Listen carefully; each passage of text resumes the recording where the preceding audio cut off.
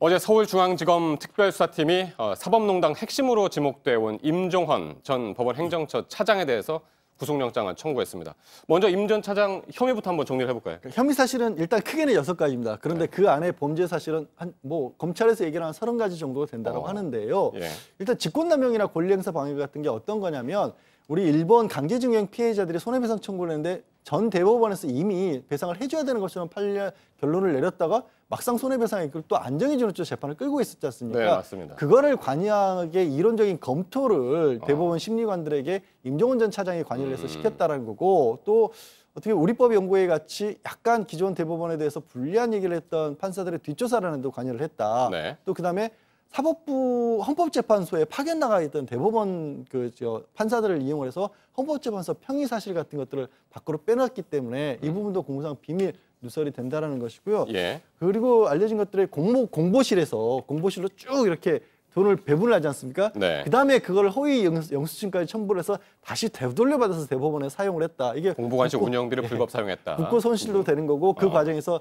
영수증도 허위로 작성했기 때문에 허위 공문서 작성도 된다는 것이고, 네. 그건 당연히 예산 사용 자체를 속였다는 그런 걸로 위계행 공무집행 방해, 또 한편으로 부산 지역에 참 비리 판사로서 부산 고법 판사가 개입을 해서 이 접대를 받았던 비위 정황이 드러났는데도 불구하고 네. 이거를 그냥 서면도 아니고 그냥 간단한 징계 절차 구두 경고 정도로 끝냈던 것도 직무 유기에 해당한다는 것인데 특징이 있습니다. 여기 잘 보시면 양승태 전 대법원장을 공범으로 했다고는 하지만 막상 임종헌 전 법원행정처장이 지시를 한 부분은 아랫 방향으로 지시한 것들만 혐의 사실에 적시한 거예요. 대법원장까지 관여를 했다는 것까지 혐의 사실을 하게 되면 법원에서 과연 영찰 발부를 해줄까라는 걸로 약간 어떻게 보면 전략적으로 임종헌 전 차장과 아래의 심의관들과의 관계 부분만 혐의 사실에 포함시킨 겁니다. 근데 어제 진짜 임종헌 전 차장도 차장이지만은 지금 양승태 전 대법원장도 공범으로 적시가 돼서 이 부분이 상당히 눈에 띄는 부분이었습니다. 네, 그 역장에 이제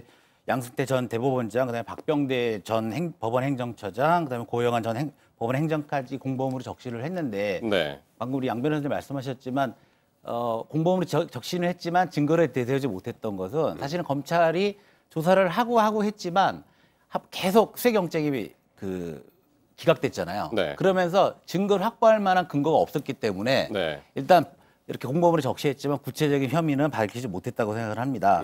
그래서 공보가 운영비 3억 5천이라든가 아니면 남부지법원의 한정위원 재정 결정을 취소시킨다라든가 여러 가지 것은 단순히 임종헌 전 법관이 혼자서 결정한 건 아니고 윗선의 지시를 받아서 했을 것이다. 저는 상식적으로 맞는 판단이라고 생각을 해서 이후에 조사를 하겠다. 그런 의지라고 생각을 합니다. 그렇습니다. 그래서 지금 이제 임종헌 전 차장 구속 여부가 이 사법농단 윗선의 수사에 이제 분수령이 될 것이다. 그런 평가는 이제 상당히 많고 사실 그럴 것 같습니다. 그런데 지금까지 이제 이 사법농단 관련해서 영장이 줄줄이 기각이 됐었기 때문에 과연 이번에는 정말 발부가 될 것이냐 이 부분도 상당히 궁금해요. 네, 그 부분에 대해서는 아까 이제 양재열 변호사님께서 말씀하셨듯이 검찰이 그런 것까지도 지금 고민을 하고 대법원장하고는 지금 수순이 아래로 지시한 부분만 가지고 일단은 지금 영장을 냈다 이렇게 지금 얘기가 나오고 있기 때문에 아마 그런 부분에 대해서 미리 우려하고 미리 지금 선수를 치는 것 같은 느낌이 들기는 합니다만 앞으로 지금 이것마저도 법원이 어떻게 처리해야 될지는 좀 두고 봐야 되겠죠. 지금까지의 그 행태를 보거나 지금까지의 결과물을 보면은 안 나올 가능성도 있어 보이기도 합니다. 그동안에 보면은 사법농단 영장 중에서 90%가 기각이 됐더라고요. 양 변호사님? 예, 그렇습니다. 사법농단 관련해서 박주민 의원실에서 이번 국정조사 과정에서 입수한 바에 보니까 이제 전체 영장 전체가 아예 발부가 된 경우는 거의 없었다는 거예요. 그러니까 기억하시겠지만 예를 들어서 양승태 전 대법원장 같은 경우는 영장 발부를 하면서도 차량에 대해서 압수수색을 영장하고 주거의 평온을 해치지 않아야 된다는 식으로 영장이 기각이 됐었고, 주목할 만한 부분은 압수수색 영장 관련 부분이에요. 압수수색 영장 같은 경우는 그동안에 발부율 자체가 한 80%가량 됐었는데 지금 같은 경우는 임 전 차장과 직접적으로 관련된 행정처 비자금 조성 의혹과 관련돼서도 압수수색 영장 기각을 했었고요. 박병대 전 법원행정처장이나 강윤전 전 차장, 이게 자료가 있을 가능성이 별로 없다. 그러니까 영장을 발부를 해줘야 자료가 있는지 없는지 찾아봐야 되는데 아예 들어가봤자 찾을 가능성이 별로 없다는 이유로 기각을 했단 말이에요. 그래서 이제 26일, 그러니까 금요일입니다. 이제 금요일 날 영장 심사를 한다고 그러는데 그때 영장 전담 판사가 임민성 부장판사로 정해졌습니다. 네.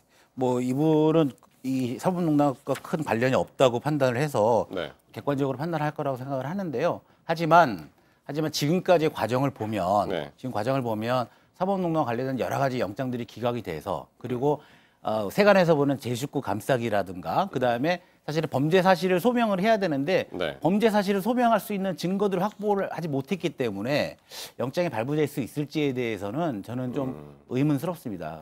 그나마 이제 임민성 지금 새롭게 영장진단 판사가 왔는데 이번에 새로 왔고 기존의 사법농단 관련해서는 영장 발부에 관여를 안 했다라고 합니다. 이번에 이제 처음 맞는 거죠. 그리고 기존에 4명이 있었던 영장진단 판사들은 글쎄 이것만으로 저는 영장이 기각됐다고 보고 싶지는 않은데 어찌됐든 사법농단과 관련된 인물들과 함께 근무했던 경력들이 다 있는 분들이라서 법원에서 여러 가지 좀 공정성을 담보하기 위한 조치로 새롭게 영장진단 판사에게 이 일을 맡긴 게 아니냐는 추측들을 하고 있습니다. 근데 저는 한 가지 드리고 싶은 말씀이 이게 법리적으로 따져서 잘 하시겠지만 그냥 국민의 법관정으로 보면 그러면 직권남용이 아니라고 하면 지금 현재 대법원장이나 법원 행정처장이 지금의 재판에 관여해도 문제가 없다라는 거 아니냐 이런 법감정이 있는 거죠. 과거에 양승태 대법원장이 이렇게 지시를 해서 잘못된 재판이 이루어졌는데 이게 법적으로 문제가 없어. 그럼 지금 김명수 대법원장도 이렇게 지시해도 괜찮은 거야? 이런 법감정이 있다는 사실을 우리 법원과 판사님들이 꼭 좀 유념해 주셨으면 좋겠습니다.